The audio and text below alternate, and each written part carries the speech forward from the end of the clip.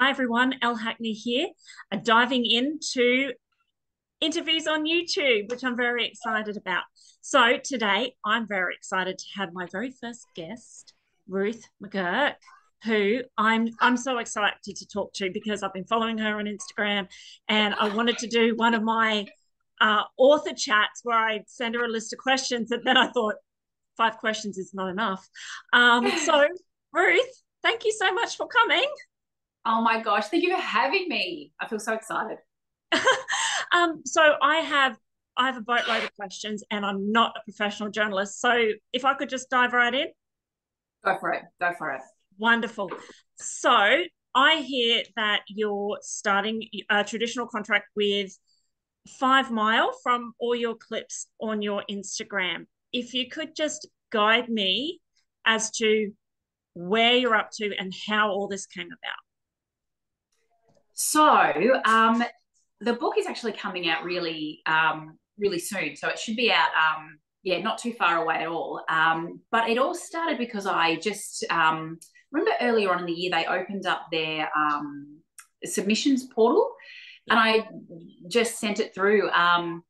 They for this particular submission, I actually submitted something else and pitched something else, but I forgot to attach the manuscript. But luckily, I know, I'm an idiot, but luckily the pitch, I don't know, the pitch must have been strong enough. And I remember the editor said they'd read something else I'd sent in earlier. And she said, could you reattach it, fix it up and send it back in? And so I sent, and she said, if you've got anything else that you're working on as well. So I sent in two. I didn't want to, no, I think I sent in three, but I was like, oh no, don't send any more. Don't sound too, keen. And then it was the second one that got up. So the original one that I pitched didn't actually go anywhere, but yeah, she liked the sound of the second one that I sent. So that's the one that's going to be coming out, yeah, not too far away. So that sounds really exciting. If I could just chew on that for a little bit, Yeah. because I am queen of the slush pile, crickets, nothing, Yeah. you know, and that's okay. I own that. But so you submitted like everyone else submitted, but you had an editor come back to you, also remembering what you had prior submitted. So Yeah. I'm guessing you've been on their radar. Well, yeah, I'd only submitted the first one a couple of, like a few months before or whatever. I think it might have been the very first month they had their submissions portal open. But I had heard nothing about it. So it's like, it was so nice to hear that they'd enjoyed it, but I had heard, as you say, crickets. Everything else I've submitted, I've gotten crickets for. So yeah, it was really interesting to hear that they had liked it, and then that might have, prompted her to still email me back, even though I'd forgotten the attachment, which I just feel so lucky for, because I'm sorry, I don't know if you can hear my little one there. Yeah. Because I'm sure usually they would just go, oh well, too bad, so sad, and that's it. So yeah, that's a lesson that you just don't know. Even if you're getting crickets, you don't know if someone has read it and actually really liked it, and maybe it's gone further than you know, and your name is in their mind. You Yeah. just don't So know. do you kind of I know you're signed and the book's coming, but did you take that as almost like a win? Like Oh just yeah, called you. absolutely. Yeah, the fact that I'd heard anything was huge. Yeah, Yeah. because I, Did you as I say, I never heard anything before. Oh, sorry. Did you do anything different? So you've submitted before. Was it a different genre you tried, or was it just a different kind of format? Or what do you feel you did with this particular manuscript for it to get that different result? I don't know. I don't know. Sorry, that's not helpful at all, is it? But no, I had submitted a picture book manuscript before. I had felt my other pictures had been stronger as well. I can only assume it actually wasn't anything that I did. Maybe it was timing from the editor's point of view or from the publisher's point of view, that, yeah, maybe she just had the time to, reach out, even though I had sort of stuffed up my submission. I don't So know. I can't help you with that. I don't feel like I did anything particularly different there. no, because I love that because I've had authors say to me, Oh no, no, no. I've never had anything from the slush. I've had my manuscripts through networking or an Yeah. assessment or you know, like there's lots of different channels you can try. But to hear, oh no, I submitted like everyone else, but I made a mistake, but boom, that was I know. that was It's a pretty good story, isn't it? To have I even love made that mistake. Yeah. But also, yeah, as I say, a real lesson about you just don't know who has got your name in their mind after you've submitted. So yeah, silence doesn't mean that you're not, stuff isn't happening behind the scenes, maybe. perfect. No, I think for because a lot of the people who read my interviews are generally people who are new, so they want to Yeah. know what others know. So this is brilliant. Um, Oh, good. Now that you're at this part, at what point did you know what kind of illustrations you were getting?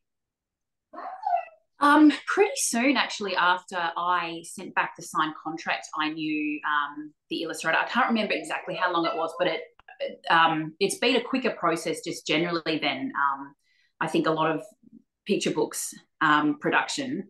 Yeah, but I knew pretty quickly, and they as soon as they gave me the name, I sort of jumped online and stalked her work, and was thrilled with it, and sent back straight away that yeah, I loved what she was doing, and was really happy for her to illustrate. Excellent. Did you have sort of like an idea what you wanted the book to look like?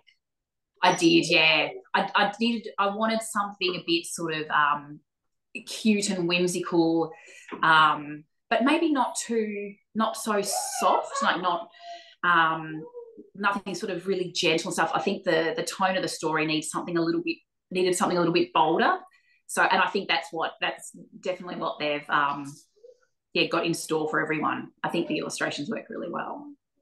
Oh, this sounds exciting. But I understand copyright now falls into play. So how much of the book are we allowed to know? Like, how much can you give away? How much can we expect? Um, I think I can say most things. It's funny because being a first time author and doing social media and stuff, I actually went to the to Mary Anastasia, who is the marketing manager at 5 Mile, and I just asked her if she would sit down with me, and I had a whole list of questions, and one of them was, what can I say and what can't I say? And so there's things like, I know they have a date for when they're going to put out the cover, for example. So I'm just waiting for them to make that first move before I do that. I just said, can I talk about this? Can I talk about that? Can I talk about the title? So it's a funny question that you ask, because I do have times where I think, am I allowed to say all this? But I'm pretty sure I can, yeah, talk about everything. I think you can, like, I can release the cover when they put it on their Instagram as well. Yeah, so fire away. If I don't know the answer, I'll let you know. Okay. So tell me the basic genre and plot that won this deal. Okay, so it's a picture story book, and a bit of a sort of a cheeky, funny picture story book, and it's about a little girl who's made a big mess around the house, basically, and her dad comes home and says, "Hey, what's going on here?" And she says, "It wasn't me. It was a dinosaur. A dinosaur did it." And Dad says, "A dinosaur?" And she says, "Yeah, this big dinosaur. He's got big teeth and da da da." And the dad sort of goes, "Okay," and walks off. And then the dinosaur arrives, asking answers, demanding to know why he's been blamed for all this mess and stuff that he didn't do. And so then, yes, the story kicks off from there. I love it. It's almost like a dinosaur Banksy, isn't it? Yeah, that's it. Exactly right. Yeah. the Daddysaurus or something as well. Like that Yeah. sounds so much fun. And I think Yeah. so. I'm kind of guessing that the inspiration came from your children. Yes, yeah. My eldest daughter, although they've all had a crack on the walls at my house, but at our house, but yeah, my daughter drew something one day, and she was the only one capable of holding a pen at the time too. I remember, because her younger brother was quite little, and she just was didn't know who had done it, and it wasn't her, and so yeah, it sort of sprang from there, that idea. So scale once the book is finished and you get to read this book that has fragments of your family in it, has so much work of your own in it, has your heart and soul in it. What would be the best reaction a child could give you after they've read it? Do you know, it would be, can we read it again? Yeah. I think that would be the best thing, is if they go straight away, can we read it again? And it's a pretty short text as well, so I hope that happens, and then I hope also the parents are happy to do it, because it's a very short text, so they're not up for, another half hour reading a book. But yeah, that's what I'd like. How many words is it? 254 words. Oh, wow. That's and amazing. I love cutting stuff out of my text. And I feel like, honestly, if it's over 300 words, I feel like, too long. Too long, cut that. Oh, wow. That's a superpower. Yeah, I love it. But I love chucking stuff out around, like I love culling and around my house too. So I'm sure there's something in that. Yeah, no, I think that's a great talent to have, because one thing I find is I get to that 500 word mark and go, I have 4 more pages. You need more. Yeah. Yeah. Is it a 24 spread page, your book, or is it the 32? No, 32. It is 32. Yep. Okay. So even with a 250 word, they can still make it a 32. That's yeah. Because there's a couple. I think there's just one, but there's at least one double page spread with no text. okay. Or none of my text in there. So yeah. It just gives the illustrator more room to really tell the story as well, I think. Have you liaised with the illustrator? Like, have you spoken to them? Afterwards, after I saw the finals, I reached out to Alexandra and said, I love what you've done. Thank you so much for everything. But no.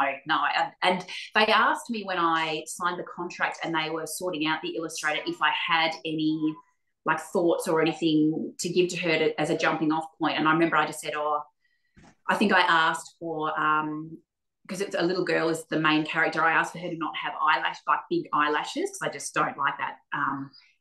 Girls thinking that girls have to have these big black eyelashes.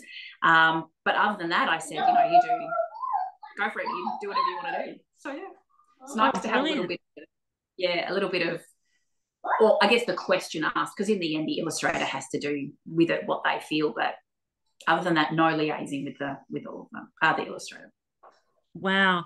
So being a first-time traditionally contract author, is there anything that happened that you weren't expecting that you could share with authors who haven't gone through this experience? I don't think so. I think because I listen to heaps of podcasts and I read heaps of interviews like the ones that you've put onto Instagram as well. So I felt pretty sure of the steps. And again, following other authors, you get to see them post their little milestones all the way through. So I guess I kind of knew what was coming. And yeah, I don't think there was anything that I felt was really that I was unsure of or I didn't know was going to come. So good idea. Lots of and it's funny because like we all are dreaming to be where you are at, and I know so many of us we listen to so many people's journeys and how they get there and what they've done, and it's not until you're doing it, like I wouldn't know what is considered to be normal and what isn't. And I guess you've got a great publisher there at 5 Mile, Mary Anastasia Liu, who's open, approachable. So, absolutely. To guide you through the process. So where to next? What have I got going on? I've got a middle grade manuscript that I've just sent off for an assessment with another author who does those kind of assessments. Here we go. Do you think you'll always write the same genre of cheeky, funny, toddler-inspired books? I think so. It's what I look for in a book a lot for my little ones at home, because not that I haven't absolutely adored some of the books that tackle some more serious issues or that are really sweet, but I don't know about anyone else. My little one, my eldest especially, can be a bit sensitive. And so if we read something that's really thought provoking or something that might be really sad just before bed, it can leave her a bit like she'll just overthink it going to bed. Whereas if I can pick up something that's really fun and quick and lively, it sends her off to bed really, in a really good state of mind. So I would love to do more of that and produce more of that for other people who are looking for the same thing, I guess. Mommy, I want money. That's completely okay. They're being actually really well behaved. How old are they? They are 2 and almost 4. You're amazing, just so you know. They're doing so well for me. Traditionally published with a 4-year-old and a 2-year-old. I think you're good. And it's funny you say that about those serious topic books, because yes, there is absolutely a need for them, but from a perspective of a child, not many adults see that point of view. I keep hearing people who want to create meaningful work, and yes, good, absolutely, some messages to be told, but you're right. Some children, if they have their own internal struggles, that can trigger it as well. So yeah, that's an amazing point to bring up. Or at least just before bed, I can read one of those during the day when there's a whole bunch of stuff yet to happen in the day and other things to sort of take her mind off it. But yeah, certainly if I do something like that right before bed, she'll just lie there in bed thinking about whatever topic it was or whatever sad thing happened in the story, and it'll take her a little while to let go of it. Yeah, I don't have the same problem with a fast, quick, fun, lively story. Yeah, and I agree with you, because sometimes you also just you want them to enjoy reading and just absolutely have a laugh. I mean, if you can get a child to pick up a book over a screen, absolutely, that's a win. But I have to say thank you so much, Ruth, for joining us today. I cannot wait to see your book when it comes out, because I think every parent can relate. I think every parent wants to read it. And I think so many children will probably read it going, I didn't think Drawing on the Walls was that bad. But oh, well, it's more the taking responsibility part of it. But look, I think it's certainly done in a bit of a funny, cheeky way that hopefully will have the kids wanting to read it again. Oh, no, congratulations, Ruth. And thank you so much for coming into my very first YouTube interview. Yay! Oh, thank you for having me. I feel so privileged. Thank you.